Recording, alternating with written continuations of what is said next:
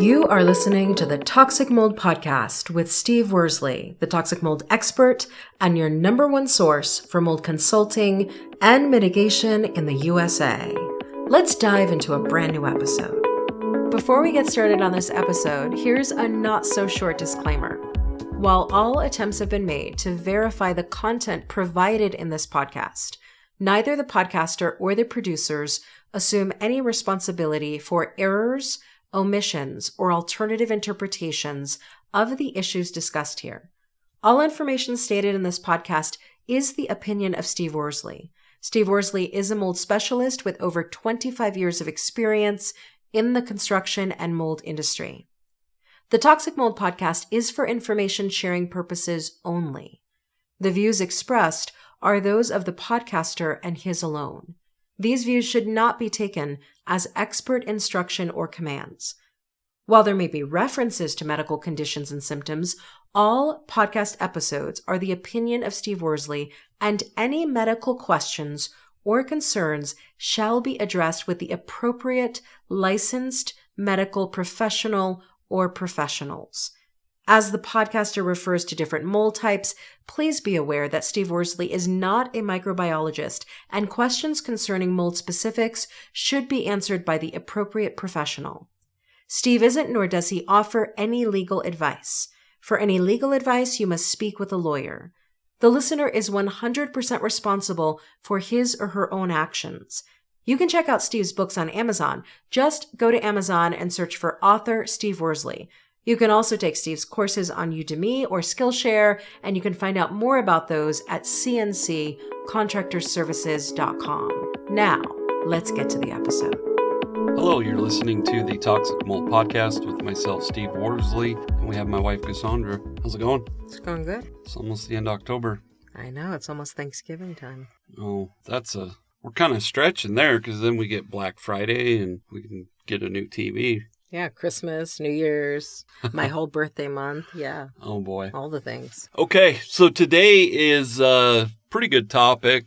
If you've dealt with me, you probably hear me use this term quite often, but it's what are toxic mold flood cuts? Do you know what they are? Well, I know what they are, but I guess the first question for somebody listening who's not aware, what is a flood cut? So it can be done, I guess, right after a moisture intrusion event, or when I refer to flood cuts, it's typically after there's already mold, and that's the cuts we make from the floor level. We come up at least 2 feet in height, and usually it's higher than that, but that's what I'm talking about when I say a flood cut. Does that make sense? So it's how much of a wall you cut out? The height, yes. The height. So the height of the wall, of the piece of the wall you cut out. Yeah, so when our listeners hear me refer to, or my clients hear me refer to a flood cut, mainly when I'm talking about remediation, I will say, we'll come in, we'll do flood cuts for 30 linear feet. So that's the length. And if it's 2 feet high, 30 times 2 is 60. So that would be 60 square feet. Does that make sense? Yes, but why in mold remediation are flood cuts done? For the remediation part, that's so that we can visibly look and see what's behind the wall. Oh, okay. So it matters a lot doing flood cuts then after a moisture intrusion event. I'm talking about I'm talking about mold remediation, but you can do a flood cut after a moisture intrusion event. The whole purpose of that is you literally, let's say your basement floods, you go downstairs in your finished rooms that have sheetrock, you'll measure 2 feet off the floor, chalk a line, cut it out. We use multi-tools, what we use, because it's quicker with HEPA vacuums. You would cut that out. Then once you cut that out, if it's an interior wall, you should be able to see the backside of whatever's on the other side. So like the backside of that wall would be the fitness room. If it's an exterior wall, you would see insulation. The reason you would do that after a moisture intrusion event is so you could dry everything out. Okay, so you can dry up everything that's wet. Exactly. All the materials that are wet. And I think I've always used this term flood cut. And I think that's where originally it came from, was right after a moisture intrusion event, you go in, you do flood cuts. Makes sense? Like if a flood were to happen. Yes. So you cut where the flood came through. Well, in your basement, you would If it was your whole basement got flooded, yes, you would cut 2 feet high. Well, let me ask you a question, because you're giving the exact measurements of how high people could cut. Can anybody just do flood cuts? I mean, I see some DIYers thinking, hey, we could solve this mold problem. I'll just, I don't even know what tool you get, but I'll just cut 2 feet high of the wall. Yeah, I mean, anybody can do it. I wouldn't suggest that, but yeah, anybody can do it. So if our listener, they just had a flood, we had the hurricanes earlier this month down in Florida and North Carolina. And if they wanted to go in and do flood cuts, they could do that. Now, if they're doing a flood cut, once again, I'm talking about 2 different scenarios: moisture intrusion event, so a flood, or for mold remediation. I would not suggest any of our listeners doing a flood cut for mold remediation, because once they cut that out, they're exposing all the mold. Well, and I mean, there's another piece to it. Just because you can cut it out doesn't mean you know how to mud and tape and put sheetrock back. Who's doing the put back together part? We don't ever do any of that. Yes, so but if they're DIYing it, like, who's doing that? They would probably do it themselves. Okay. It's a rehab, and it's what I call that. But to me, that's the easy part. Okay. But going back to, like, for our listeners, let's say they had a flood. First thing you'd want to do is call your insurance company. Tell them you had a moisture intrusion event. If you call and say, we have mold, they're going to say, we don't cover mold. If it was a moisture intrusion event, your insurance company is going to ask you questions, and they're likely going to say, well, you don't have flood insurance, so we're not going to cover it anyways. That would apply if, once again, like a hurricane, if the water came in from the exterior. Now, if your basement flooded because your water supply line to your toilet broke or something above it, typically insurance would cover that. So for our listeners, you would want to reach out to your insurance company, ask them, can we do flood cuts? Can we call a restoration company who comes in and does the mop up? Restoration companies are not going to do flood cuts. Most of them aren't. They have air dryers or drying equipment where they can literally drill these holes. They'll pop the baseboards off and they'll drill a hole between every stud, because you got to remember you have studs down there. If you only do a flood cut that's only as wide as the stud, you're only going to dry out that wall cavity. But what they do is they'll take the baseboard off the bottom of the wall, they drill in holes, and then they hook their air dryers and dehumidifiers up to this manifold that has a bunch of really small hoses, and they literally put those in each wall cavity. Okay. Does that make sense? Yeah. And blow air through there.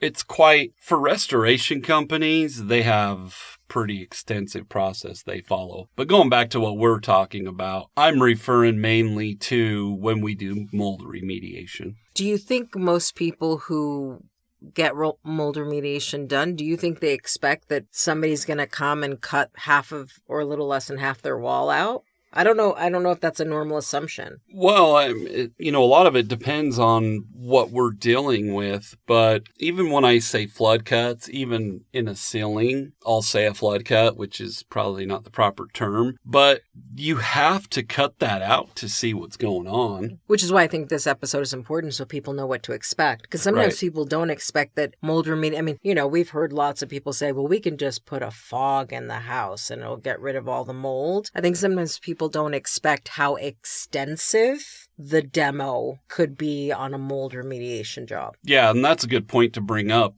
For our listeners, mold remediation is not spraying chemicals or fogging. You have to physically remove the mold. So for our listeners, if, some company, and I'm not going to name the names of the companies, some of our listeners probably know, but there's a company and companies, there's several of them out there, that they say they literally can come in and fog and it kills all the mold. That's not true. No. You cannot do that. No.